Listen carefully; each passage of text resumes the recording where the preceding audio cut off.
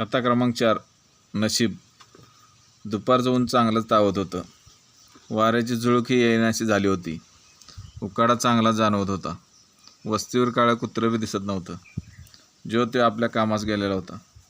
दाद्या एकटाच बागेच्या रानात टिकावून जमीन खाणत होता. तसं थोडंच रान होतं त्याचं. द्राक्षाची एक बाग 10 गुंठ्यात होती. बागेत द्राक्षाच्या दोन्ही वाफ्याच्या मध्ये काहीतरी लावावं असं ठरवून त्याचं काम चालू होतं. दाद्या म्हणजे सारखा कामच करत असायचा. बसणं किंवा विश्रांती घेणं हे त्याला कधी जमलंच नव्हतं. बाकीची पोरं खेळायला जायची, पण दाद्याला कामातनं उसंतच मिळत नसायची. कधी वेळ काढून तो क्रिकेट खेळायला जायचा, तवर त्याची आई किंवा बापाची हाक ऐकू यायची. मग खेळ तसाच सोडून तो निघून जायचा. पण त्याची बॅटिंग असली की मात्र तो बाच्या म्हणजे तात्याच्या शिव्या खात तसाच खेळायला थांबायचा. बोलतानाही तो अडकळतच बोलायचा. नवीन माणसाला तर त्याचं काहीच समजत नसायचं. तसं दाद्याचं वय 13 वर्षाचं असेल. शाळेचं 7वीचं वर्ष होतं. शाळेला त्याची 1-2 दिवसातनं दांडीच असायची. घरी असताना काय अभ्यासाचं नाव नसायचं. शाळेत पण त्याची काय प्रगती मानावायची नव्हती. मास्तर पास करायचं म्हणून करायचं. मास्तरचा रोज मार खायचा. असं ओढून ताणून त्याचं शिक्षण चालू होतं. पण कामात मात्र तो चांगल्या मोठ्या गाड्यालाही मागं सारायचा. त्याचा बा दाद्यालाच काम सांगायचा. एक काम आवरलं की दुसरं लगेच तयार असायचं. दाद्यानं बी कामाचा एकदा सूर लावला की तो संपूनच गप्प बसायचा. आज असंच त्याचं काम चालू होतं. ऊन किती लागतं याची त्याला पर्वा नव्हती. त्याच्या मनात एकच विचार चाललेला होता. दुपारी पोरांच्याबरोबर पोहायला जायचं. लवकर काम आवरलं तर तात्या काय बोलणार नाही, पण नाही काम झालं तर फुकट तात्याचा मार खावा लागणार. उन्हाळ्याचा दिवस असल्यामुळे सगळी पोरं दुपारी महालिंगाबाच्या विहिरीवर पोहायला जायची.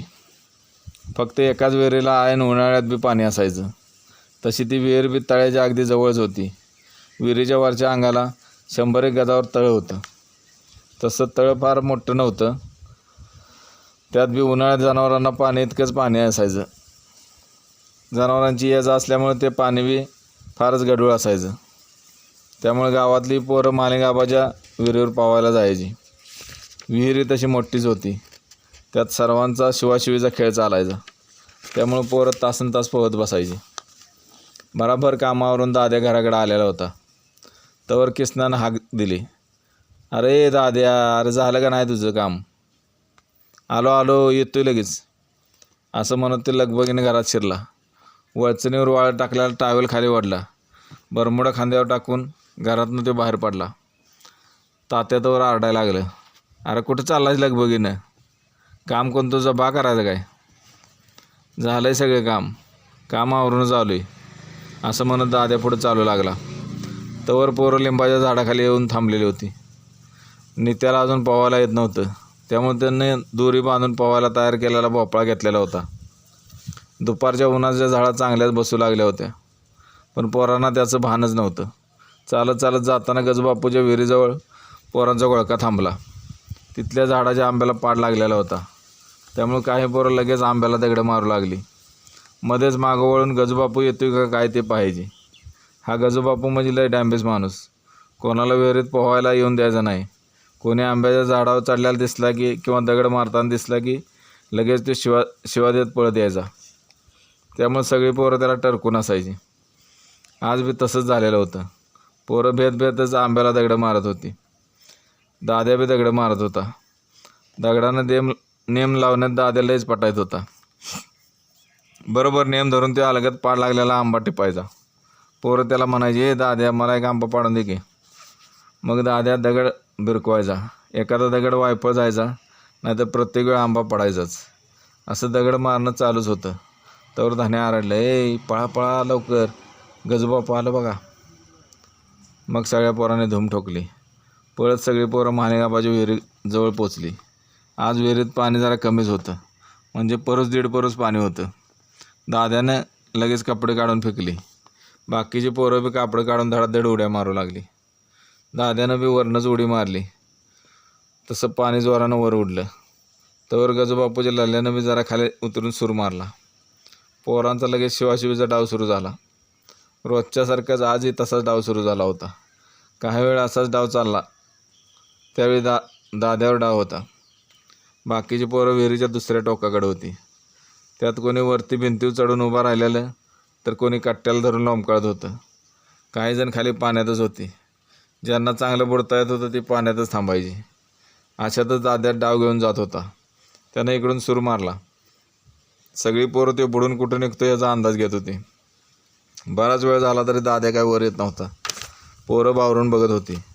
थोड्या वेळात दाद्या वर आला, तसा रक्तबंबाळ होऊनच. सगळी पोरं त्याच्याकडे धावली. दाद्या कसा तरी विहिरीच्या पायरीवर पोहत आला. त्याचं डोकं रक्तानं माखलं होतं. डोक्यात दगडाची खोच घुसल्यामुळे दाद्या चांगला जीव ओळत होता. एक हातानं जखम पकडून ठेवण्याचा तो प्रयत्न करत होता. सगळी पोरं घाबरून गेलेली होती. इजानं दगडी पाला लगेच तोडून आणला. त्याच्या जखमेवर त्याचा रस काढून लावला. रक्त याचं थोडं कमी झालं, पण दाद्याचा हात रक्तानं मात्र राड झालेलं होतं. दाद्या अजून कणतच होता. तवर दाद्याचा बा धापा टाकतच हिरीवर येऊन पोचला. कोणतरी दाद्याच्या बाला जाऊन सांगितलेलं होतं. काय झालं हे पाहायच्या आतच त्यानं दाद्याला 2 कानाखाली लावल्या. दाद्या आधीच घाबरलेलं होतं. त्यात तात्याचा मार बसल्यावर मुसमुसू रडायला लागलं. बाकीची पोरं लांब उभं राहून बघत होती. कोणी जवळ जायला तयार नव्हतं. तात्यानं दाद्याला दटावलं. चल हो घरला. तसं दाद्या ओल्या कापडासहितच डोळं पुसत बाकीची कापडं हातात धरून तात्याच्या मागे चालू लागलं. तात्याचं बडबडणं चालूच होतं. घरापर्यंत जाऊस तर तात्यानं दाद्याला बोलून बोलून हैराण करून सोडलं. घरात आल्याबरोबर तात्यानं कापडं बदलायला सुरुवात केली. दाद्या त्यांच्या तोंडाकडेच बघत बसलेला होता. त्याला काय करावं कळत नव्हतं आणि तात्या कुठं निघालाय याचा अंदाज तो लावत होता. तवर तात्या कडाला, अरे कापडं बदल की लवकर, बसलायच काय नुसता. यावर दाद्या काही न बोलता कापडं बदलू लागला. त्याच्या डोक्यात काहीच बसत नव्हतं. आता काय काढलं तात्यानं असा विचार करत होता. अंगण पुसताच तो विहिरीवरून परतलेला होता. तेवढ्यात आई रानातनं आली. तिनं दाद्याला तसा बघितला. काय झालं रे म्हणून ती जवळ आली. दाद्या गप्पच होता. यावर तात्यानं दाद्याच्या आईला सांगितलं, पवायला जातोय, बसलाय आता डोसकं फोडून. काय रे, काय कळतंय का नाही तुला? काम सोडून तुला हे असलं सुचतंय होय? काम करून गेलतो की. होय, काम करून उजेडच पाडलास आणि नवं काम करून ठेवलंस होय. दाद्या गप्प बसून ऐकत होता. तात्याचा मार खाल्लेला होता. आता आई खवळायला लागली होती. दाद्या कापडं घालून तयार झालेला होता. कापडं तर कसली, फाटका साधारा अडकवलेला होता. घरचं 18-20 दारिद्र्य. धड खायला नसायचं का लिवायला कापडं नसायची. त्यात तात्यानं कर्ज काढून बाग लावलेली होती. तात्यानं सायकल बाहेर काढली. आलो जाऊन दवाखान्यातनं असं दाद्याच्या आईला सांगून तिनं सायकलवर टांग टाकली. दाद्या लगेच मागं उडी मारून बसला. दाद्या मनाशीच विचार करत होता, एवढं कुठं लागलं आहे आपल्याला, तात्याचं आपलं काहीतरीच असतं. इकडे तात्याच्या मनात दुसराच विचार चालू होता. खिशात 50 रुपये आहेत. डॉक्टर किती पैसे घेते कोणास ठाऊक. गावात दवाखाना नव्हता, त्यामुळे जवळच्या गावात जाणं भाग होतं. अर्ध्या तासातच तात्या दाद्याला घेऊन दवाखान्यात येऊन पोचला. डॉक्टरांनी मलमपट्टी केली. घाबराचं काही कारण नाही असं तात्याला सांगितलं. मात्र तात्याचा जीव भांड्यात पडला. डॉक्टरांनं तात्याला विचारलं, कोणी मारलं याला? तात्या इकडे तिकडे पाहू लागला. अहो मारलंय कोणी तवा, पोरानं डोसकं फोडून घेतले हिरवी पावायला गेल्यावर.